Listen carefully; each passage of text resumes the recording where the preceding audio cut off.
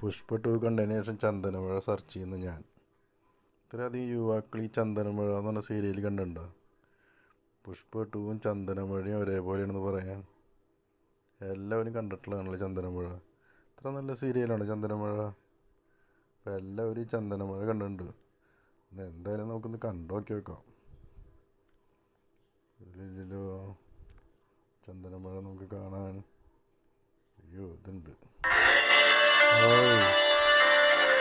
കരുതലും സ്നേഹവും ഇനി ഇവൾക്ക് അത്യാവശ്യം.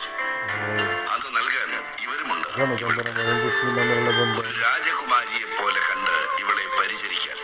പക്ഷേ ഈ പാഷാണത്തിൽ ചന്ദനമഴയായിട്ട് ബന്ധിപ്പിക്കാനും ചന്ദനമഴത്തിൽ കാണില്ല.